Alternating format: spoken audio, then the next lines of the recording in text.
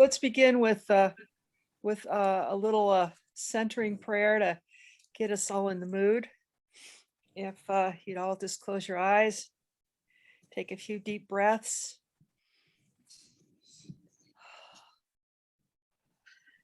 To cleanse, to invigorate, to center. And just because it feels good to breathe. Divine creators,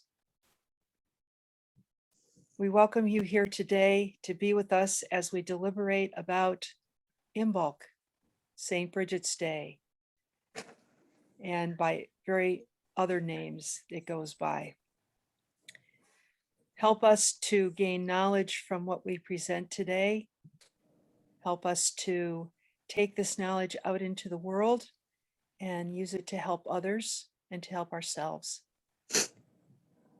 We thank you for this opportunity to gather together today, to learn, to commune, and to love. All is well. All is coming into the light, and so be it. Blessed be. Marie, do you want to start, or should I give an overview first, or what do you want to do? Well, I'll start, and I was just gonna talk a little bit about the pagan side of things. Okay. And then Sally's gonna talk more about the Christianized part of it and give some crystals and herbs and that kind of thing, right, Sally?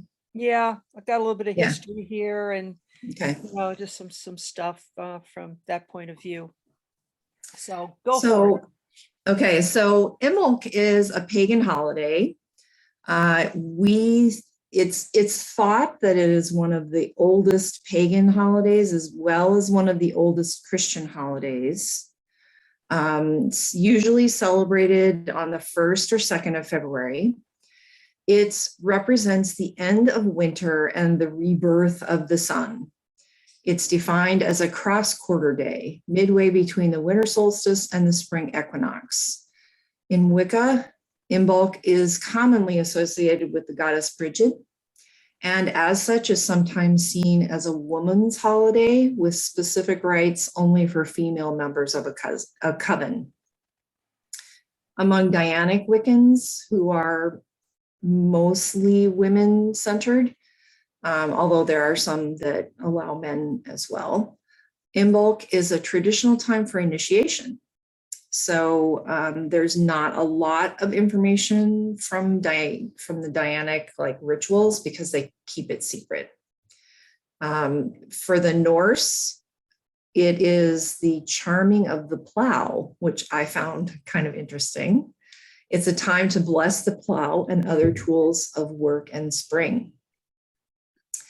It's also a traditional time for weather divination, and the old tradition of watching to see if serpents or badgers come from their winter dens may be a forerunner to the North American Groundhog Day. Imbolc was believed to be when the Cailleach, the divine hag of Gaelic tradition, gathers her firewood for the rest of winter.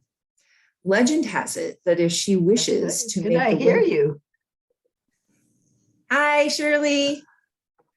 Legend has it that if she wishes to make the winter last a good while longer, she will make the weather on Imbolc bright and sunny, so she can gather plenty of firewood. Therefore, people would be relieved if Imbolc is a day of foul weather, as it means that Cailleach is asleep and winter is almost over. Most of that information comes from the Nordic Wiccan blogspot.com. So I want to give representation to that. Imbolc is about purification, cleansing, clearing away stagnation that built up over the winter months. It also marks the first stirrings of the earth's milk at a time when we see animals give birth and shepherds call their flocks back home again. It is known as a festival that celebrates the maiden, since this is when the triple goddess goes from the crone to the maiden, and the cycle of life begins again. In this sense, Imbolc can represent both regeneration and reincarnation. Some ways to celebrate this holiday are a full house cleaning, clearing out what has collected from winter, and cleaning and dusting. A bonfire, because who doesn't like a bonfire? Creating a Brigid star, using milk and ritual, pouring milk on the ground and offering to the goddess, blessing of candles, new life, birth, starting a garden by planting some seeds. This holiday is all about the maiden returning, new life, and new beginnings. That's pretty comprehensive. And like I said, it's a very old holiday. I think especially the Celts, the peoples of the northern countries, have celebrated the end of the long, dark winter, food running out, lambing coming, new life. You know, who doesn't love a cute little lamb? They're adorable. And celebrating that new life and the milk coming in and the lambs and the cows. So yeah, take it away, Sally. Okay. Yeah, Marie, you covered pretty much all of it there. There are a few little additions that I'll make along the way to enhance what you offered, to fill in a few little gaps. Sally, can we welcome Shirley? Hi, Welcome, Shirley. Shirley. Hi. Welcome, You here? sweetheart. Hi. Okay, here we go. Traditionally in the Celtic, the Celtic way of doing things, a holiday began on the eve prior to that day. So Imbolc, which is known by a number of different names, such as Saint Brigid's Feast Day, Candlemas, Wives Feast Day, February, Groundhog Day, Calends of February, Oilmek, the Feast Day of Mary of the Candles, etc., etc. It goes on and on, but those are the main ones. It begins on the eve of February the 1st and goes through the eve of February the 2nd. And according to some calendars, they actually start it on the eve of the last day of February, the 31st, and go through the 2nd. So I would say we're safe with the 1st and the 2nd of February being Imbolc. It's let's see, as Marie said, it's a cross-quarter day. It's midpoint between Yule and the vernal equinox, and it being the festival of the rebirth, it's exactly 9 months since Beltane. Since Beltane. It's 9 months after Beltane, so that makes a certain amount of sense too. Let's see. It's the first of the four great Celtic festivals, and as Marie told me yesterday, in Ireland, Imbolc will be a public holiday as of next year. Oh. As of this year, everybody's celebrating, but it's going to be official public holiday starting next year. Isn't that lovely? Yeah. Okay. As she said, it's a time of purification and preparation for the coming year, and she explained a lot of what happens there. Now, Cailleach, is that how you pronounce that? Yeah. Okay, Cailleach Bure was considered a supernatural woman, thought to be older than the oldest animals, and for for a long time, she was it.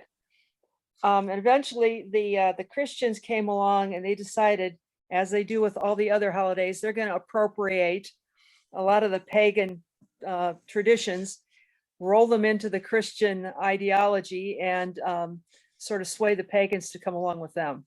So that's how Yule got to be the Christmas season, and et cetera, et cetera. So in Scotland, Brigid ultimately replaced Gaelic, and a lot of the traditions were then incorporated into the story of Saint Brigid. One of the origins of the name of Bridget was Brid, meaning bright one. And Bridget is considered, she represents the returning of the light, the birth of the light half of the year, the rebirth of growth, and all of that. So let's see, Saint Brigid ultimately took over from Brigantia as the Christians absorbed and transformed the pagan traditions of the Celts. Brigantia was one of the names for Bridget, the goddess. Okay. And Saint Brigid is second only to Saint Patrick and Saint Patrick of Ireland, and Saint Brigid is the patron saint of Ireland, patroness of Ireland. She lived in the 6th century, and she founded the important monastery of Kildare in Ireland. And she's thought to be the basis on Bridget in the Gaelic, who was the Gaelic goddess. I'm having trouble reading my writing this morning. Both Saint Brigid and Bridget, the goddess, are both associated with wisdom, poetry, healing, protection, blacksmithing, and the domestication of animals. Let's see here. I always thought it was odd that Bridget was associated with blacksmithing. Well, she was also Kind of considered, comes out of nowhere, like poetry, mother, blacksmithing. well, she was a fire goddess. Yes, Bridget was yes. a fire goddess, and she was multifaceted, and as a lot of the goddesses were, the Celtic Yeah. goddesses. I've studied a number of them. Paul and I both have, when we were in the Sisters of Avalon, and we realized that a lot of them have a dual face. Yeah, Really, yeah. almost like the Janus. That's a good point. One side of them was the nourishing, home loving, lovable, and the other side was, don't mess with me, buddy. And so her other side, as Brigantia, she was a warrior goddess. She was the goddess of blacksmiths and all of that. So, I think they incorporated a lot into each goddess to suit their needs, I believe. Yeah. And let's see here. I got tons of information here. This is all about her. Let's see if there's any other generic about it all.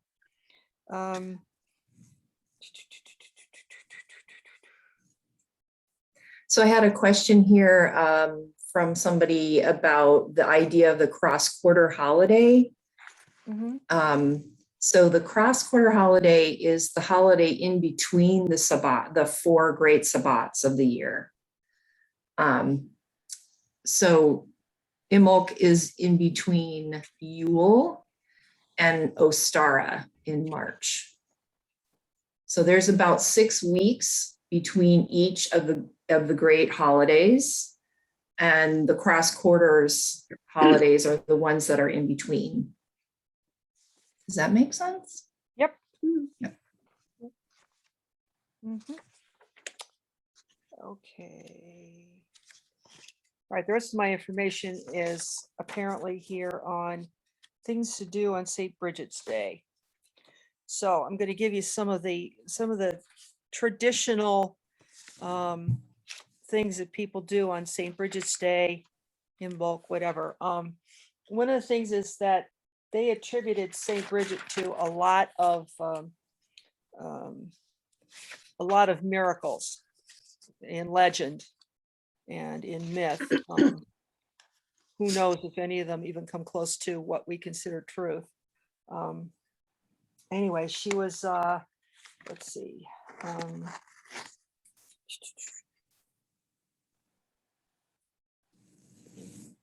Candlemas, which is one of the one of the names for the Imbolc celebrations is considered a real Christian holy day. And it's also the feast day of Mary of the Candles. According to legend, this is a little history on Brigid herself. They don't know too much about her because she lived so early, but they do have some. She was a real person. She's currently, except for her head, she's currently buried with beside Saint Patrick and Saint Columba. Her head, however, resides somewhere else. Oh, yes, they took it to Rome. Well, they didn't take it to Rome. I forget where they took it, but it's not Rome. Tunisia or someplace. Anyway, she was born in let's see here. She was born near Dundalk, County Louth in Ireland, in around 450 AD, and she died in 525 in Kildare in the monastery the first monastery that she founded there. She was 75 years old, so she lived a good long life. She founded a number of different monasteries and nunneries throughout Ireland. She was the daughter of a noble pagan chieftain, and her mother was a Christian. She was a Christian slave, and her father was a pagan chieftain of Leinster.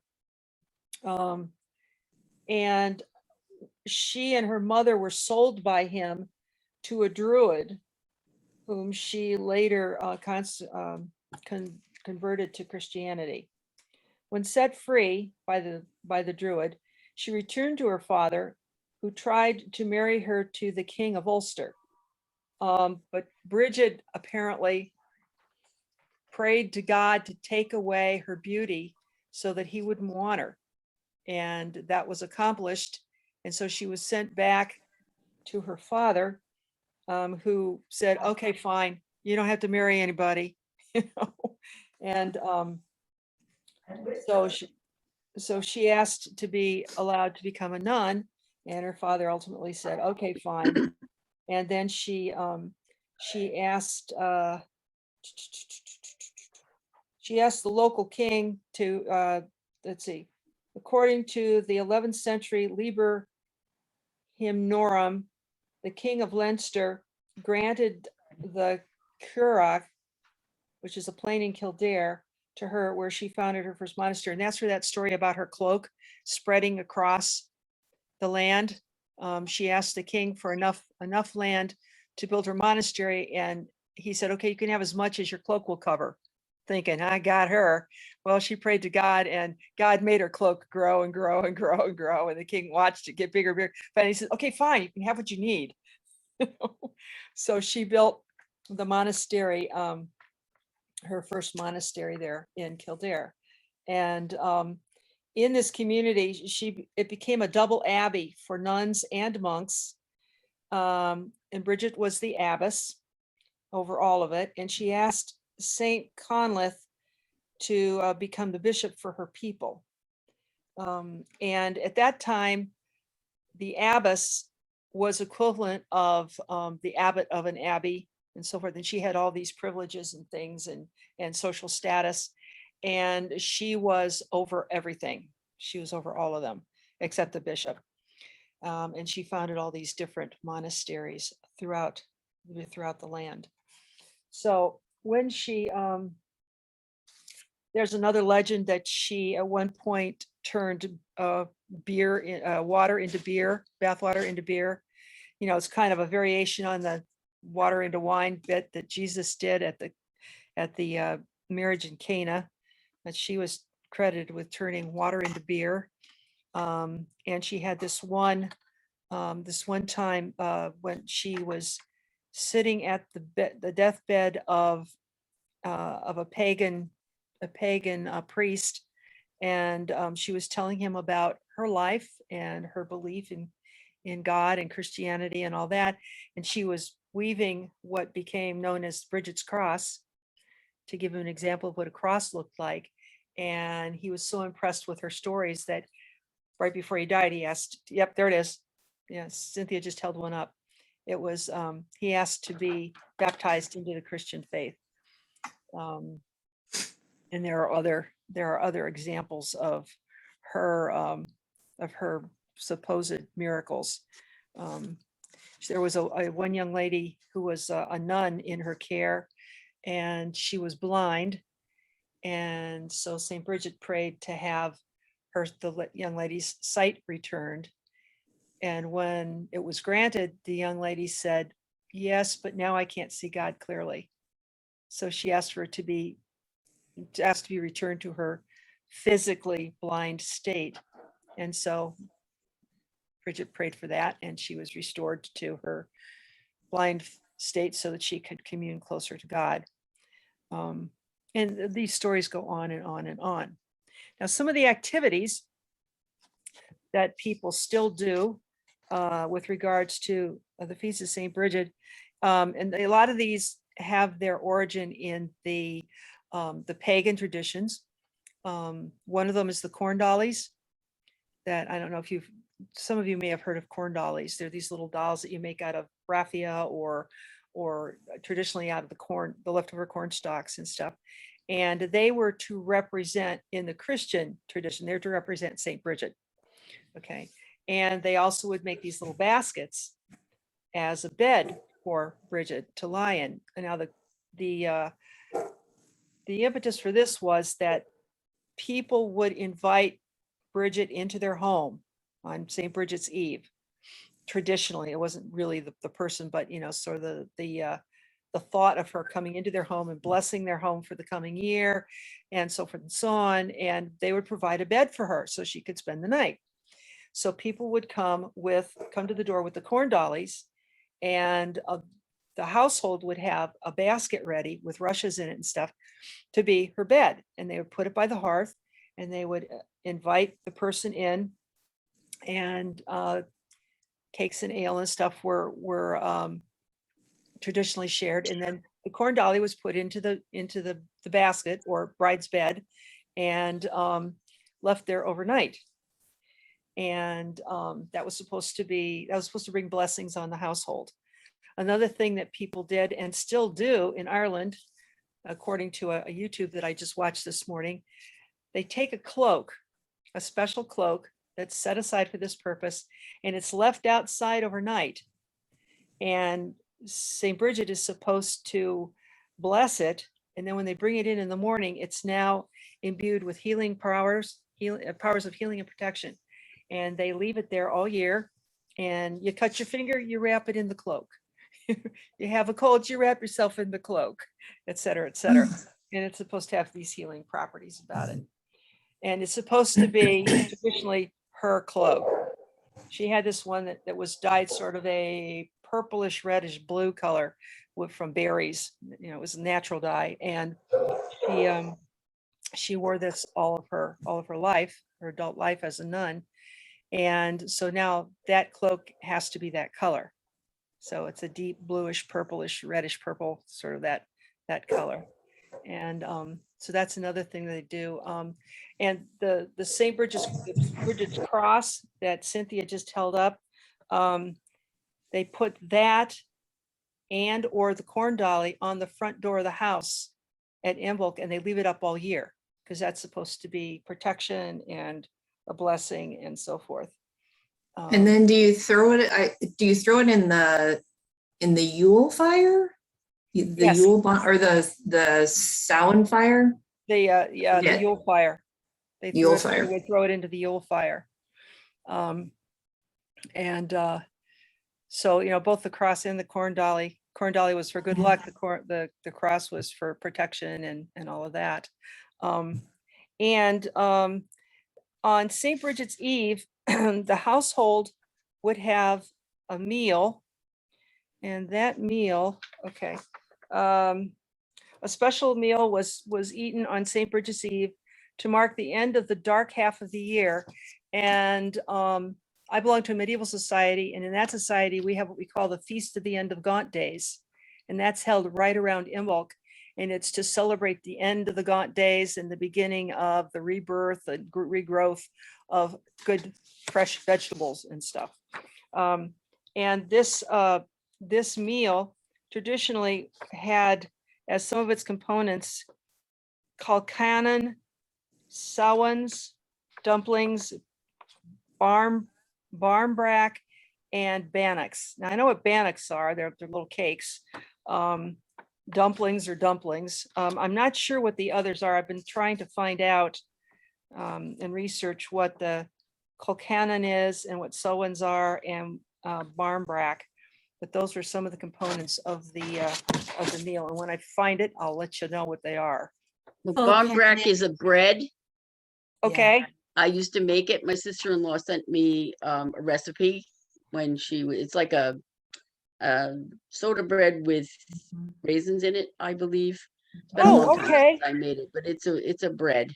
And colcannon is potatoes and cabbage dish. Cabbage, I thought, yeah. Okay. Cabbage and what? Potatoes. Potatoes. I'm writing this all down. Okay, great. Okay. Anybody know what sowans are? Could you spell it? S-O-W-A-N-S? S-O-W-A-N-S. Mhm.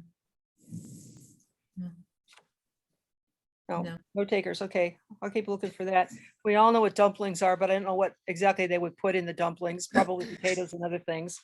And bannocks, that's those are like little biscuit sort of thingies. Bannock bread. They used to have that when they would travel, I know, because it keeps well. Okay, let's see what else is in here. Sowens is oats. Oats? Yeah. Okay.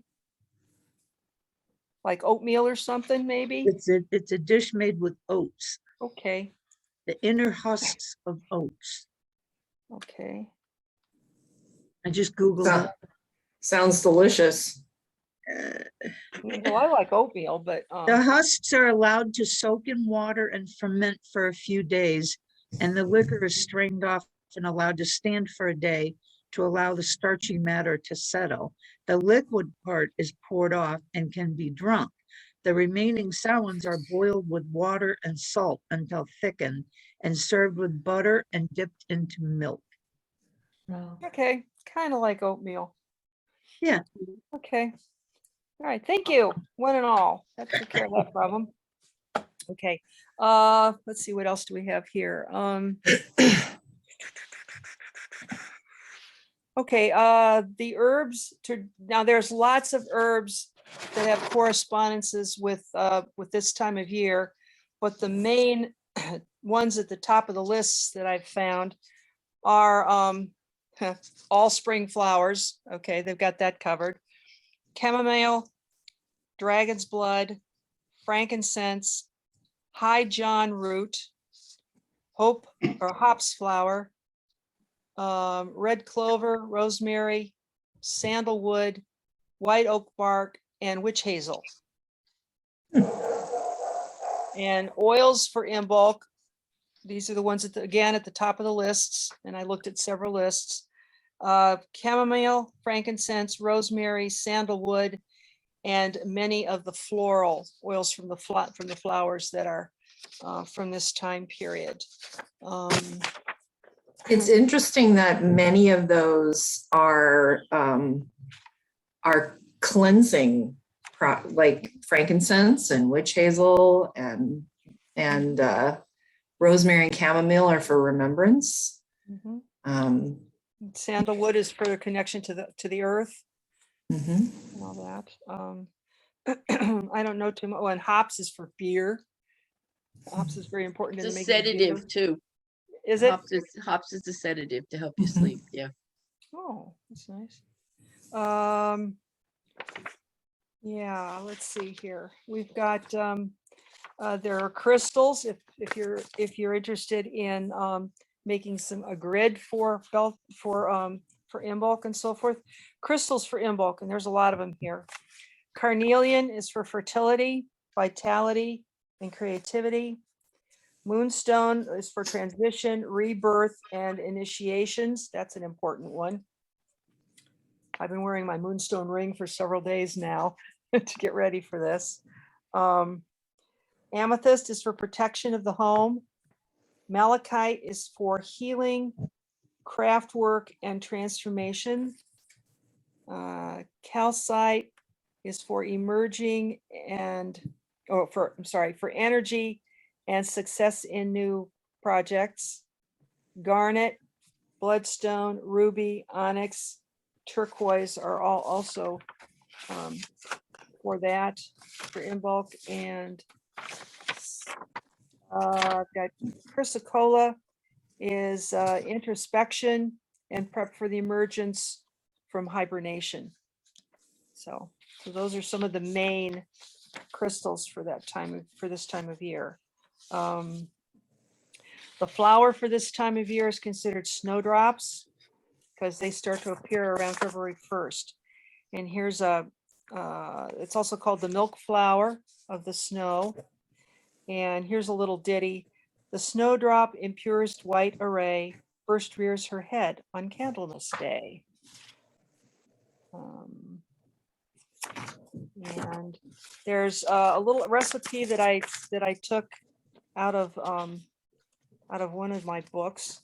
It's for those of you who like feta cheese, be it sheep or be it goat. It's called baked feta, and you take a block of feta cheese, drain it. You get some of those little cherry tomatoes and 2 sprigs of oregano, a small onion, clove of garlic, 2 sheets of aluminum foil, and a splash of olive oil. Essentially, and you heat your oven to 200 degrees Celsius, and put the block of cheese on 2 layers of foil. Top the cheese with finely chopped ingredients, the garlic, the onion, the oregano, the cherry tomatoes, all of that. And you cover it all with the aluminum foil. You've put it on the foil and you wrap it all around tightly. And then you cook it for about 15 minutes in the oven. And you serve it warm with crusty bread or bagel chips or whatever you want. I think it sounds wonderful, and I'm going to have that for dinner tomorrow evening. That does sound good. So if anybody wants that, I can email you privately the recipe. It only takes a couple minutes to make it, and that should be. I think it's going to make it. It's for a main entree for the meal. So let's see, what else do I have here? There's got about 18 pages of notes.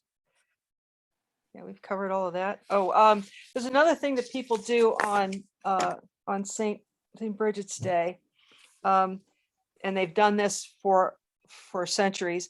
They visit holy wells, and they had holy wells. The pagans had holy wells as well. Before the Christians came along and appropriated all of that too.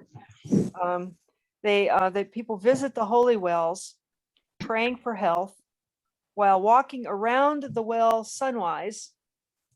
Okay, 3 times, and they leave offerings of either little bits of food or flowers or a penny, coins or whatever. And they take some water from the well home with them to cleanse their house and to cleanse themselves, for the upcoming year. I thought that was an interesting little thing. And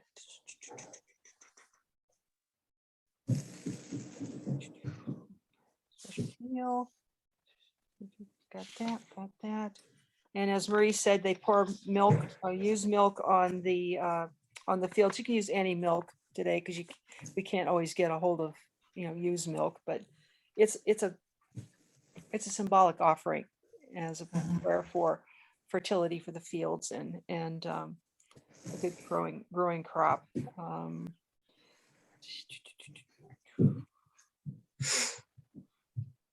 Do you have information about actual Candlemas? Did you talk about Candlemas celebrations and why the Christian church took that on? Well, it's all kind of mixed in with all the other stuff about Saint Brigid. There's things. So basically, Candlemas came about, and it's one of the oldest Christian holidays because Mary had to present herself after Okay. 40 days after giving Purification birth. of Mary, yeah. Right. So that's the Christian interpretation of this particular holiday. And because of that, specifically candles are blessed on that day. So you've been making candles all winter because you have nothing better to do. And you take your stack of candles to the church and have them blessed at the church during that time. So that's a Christian aspect of Candlemas. Thank you. I hadn't run across that yet. So there's so much out there. There It's- is so much. I've been wading through it for days. Okay. Do you think of anything else that I missed that I think you covered pretty much everything, except that what I just said. yeah. Does anybody else have any traditions that they know of that they want to share? I do know, speaking of the candles, let me just add this, that I did read a little paragraph about one of the traditions is in addition to the corn dollies and that sort of stuff, they would have pertaining to Candlemas, they would have pick a young girl from the village and make her a wreath, sort of a crown and with candles in it. And she would come to your door and you would let her in, and that would be good luck and a blessing on your household. So Right. that's all I found about that. So there's a lot about cleaning and clearing out the winter and preparing, getting luck for the new year ahead, good fortune for the crops that you're going to plant and new life and all that kind of stuff associated with this holiday. But imagine some of the herbs, especially the ones eaten, were liver cleanses, because through the winter you eat a lot of fatty stuff and your liver gets a little clogged. So I think the herbs they used were liver cleanse. So again, there's getting that stuff out. Right.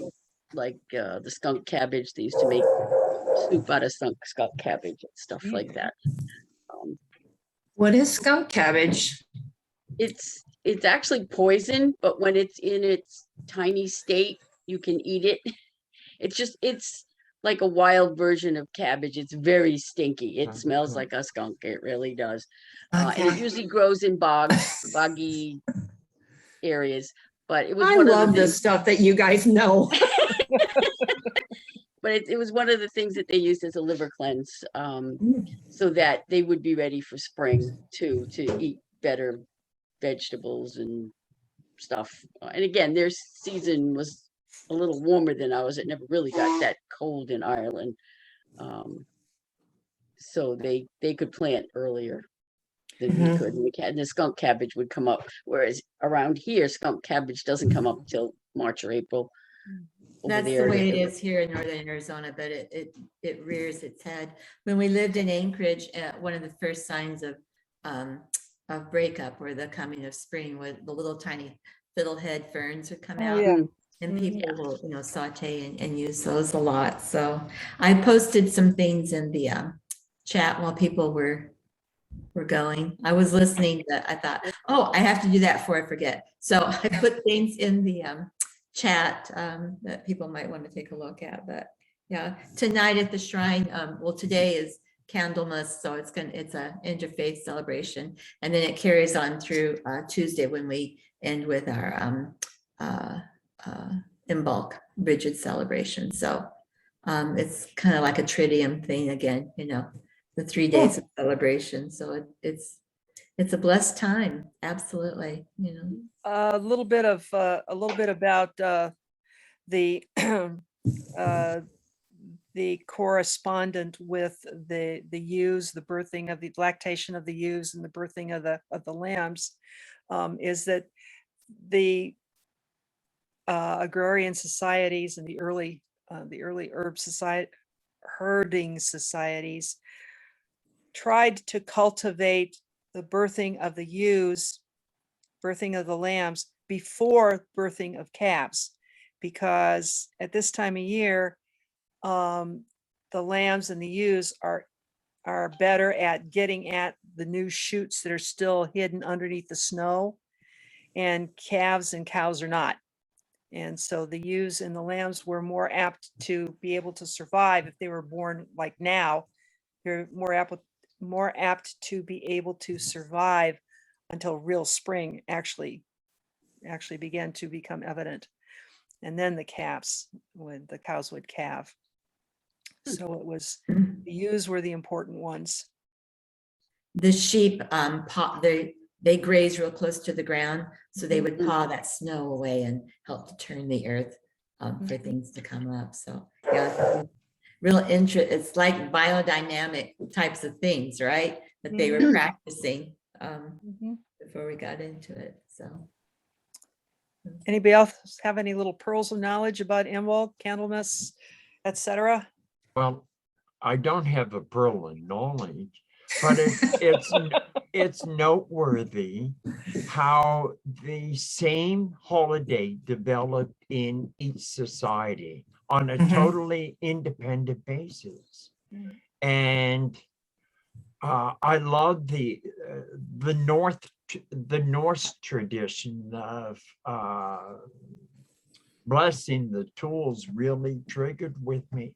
And you know, that's why Saint Brigid may be the goddess of blacksmiths, because blacksmiths make the tools. True.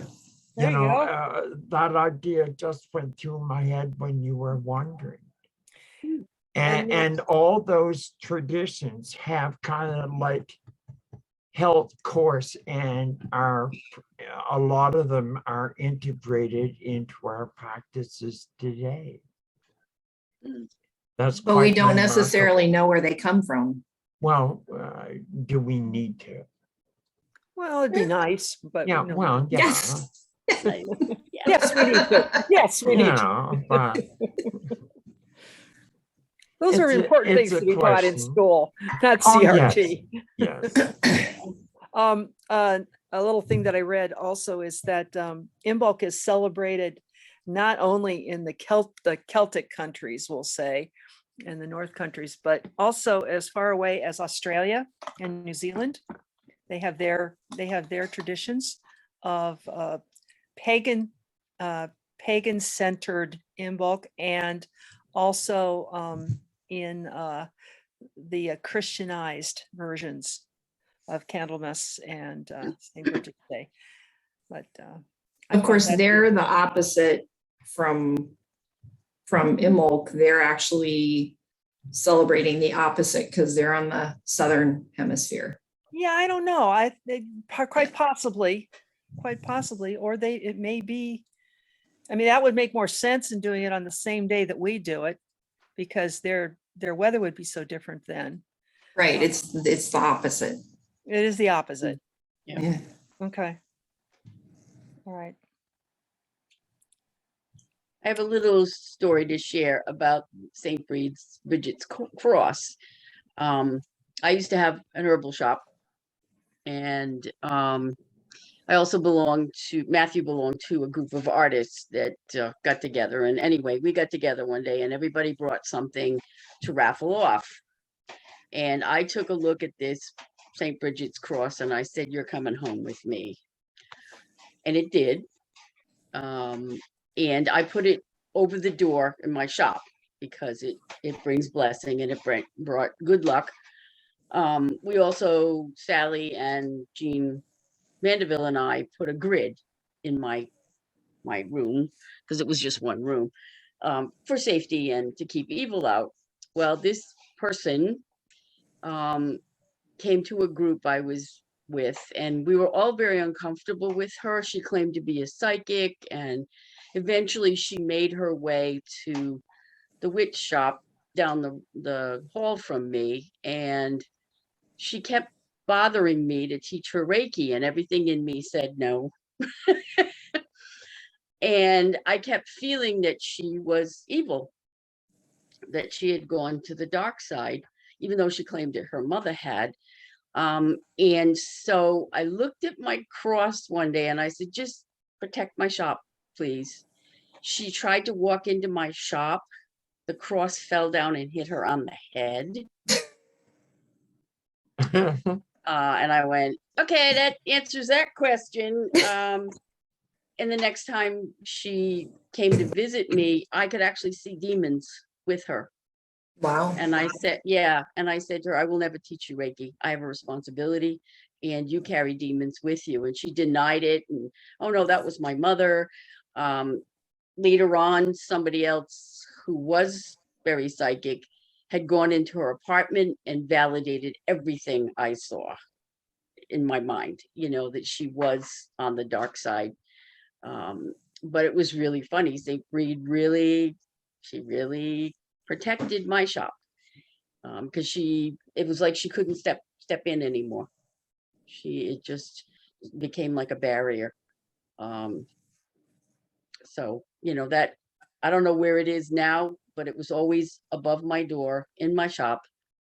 And there were a lot of people I was suspect of, and they never came in my shop.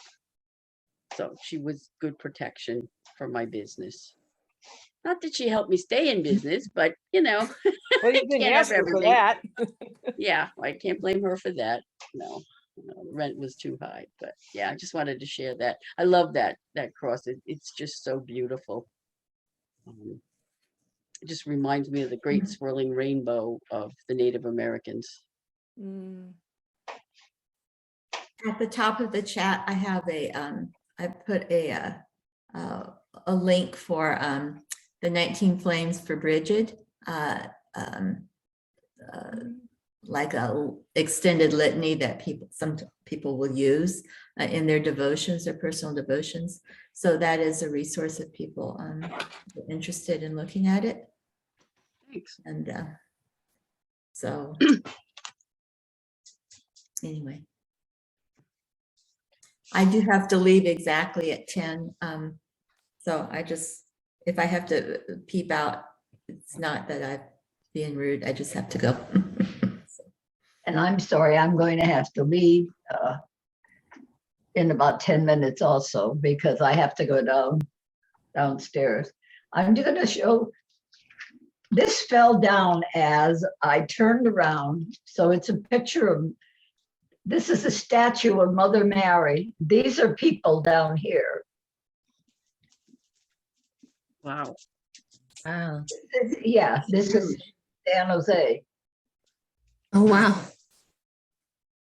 It's huge. Beautiful. Yes. Shirley, happy birthday. Oh, thank you. Thank you. So nice to see birthday. beautiful faces. I'm So, glad you finally made it. yeah. Yay! Can I sing my birthday song to her? No. Okay. No, I don't think so. We should probably finish the service Yeah. first. I thought we were done Did you ladies have a with lot that of subject. snow last night? The snow is beautiful. It is. The snow. The loud of it.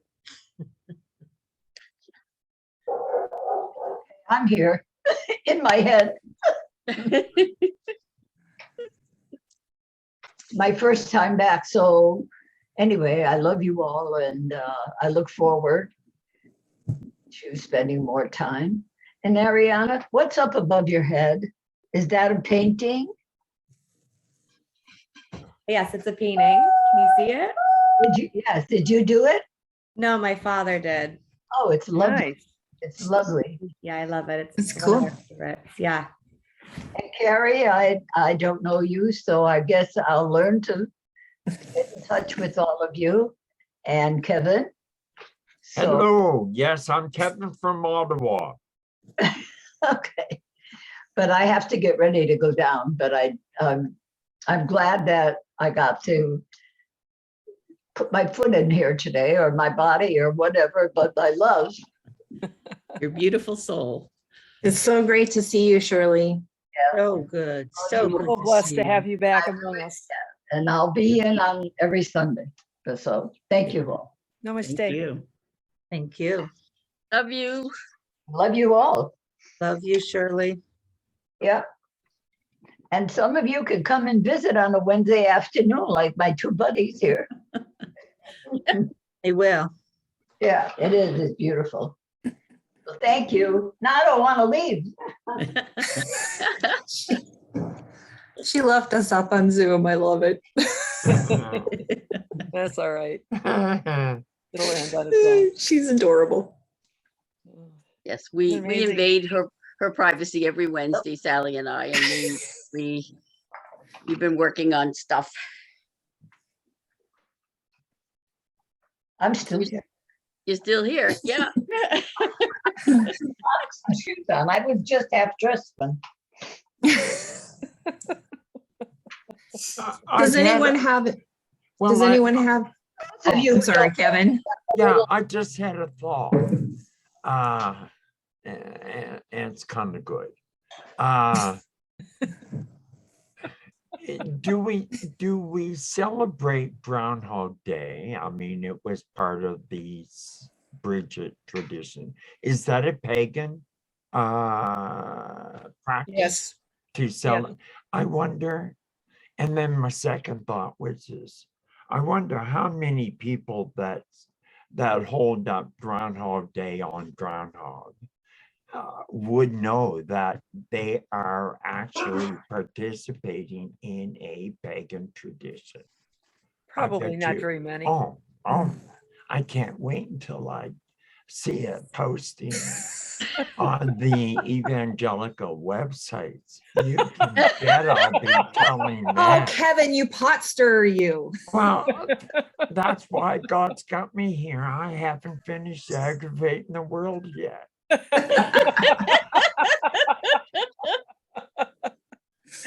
Oh, God bless you. God is good. to you. All of them bless you. Whoever's on duty, bless you. I need all the help I can get. As do we all. Oh, Does anybody But I have any? didn't mean to be a bit irreverent with that, but that thought just flashed through my mind, oh. and I can't wait to Cool. watch it. Kevin, your humor is always appreciated. Oh, good. You're part of the Great Commission, Kevin. Hang in there. You're not finished yet. Well, that's. I mean, seriously, that's Yes. what I'm convinced. I've had 37 years of HIV.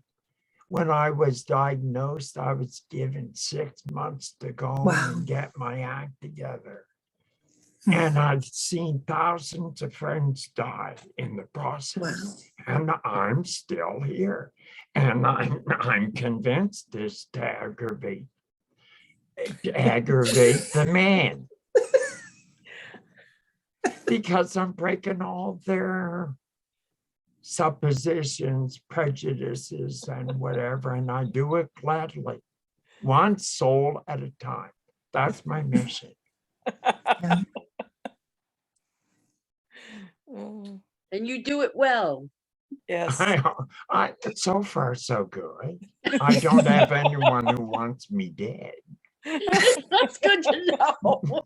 Yeah, well, I figure I'm doing okay. Jeez. Okay. Well, thank you all for participating today and for listening to Marie and me and the things that we found, and for adding your own 2 cents worth. It rounded it out very nicely. So I think we all have a better sense of what this particular cross-quarter holiday is all about. And we can sweep our brooms and take a shower and get ourselves ready for the coming spring. So, It's under the snow somewhere. Let the sheep, yeah. to find the sprouts. I have a little hard time today, however, with 19 inches of snow on the ground, but Yeah. yeah.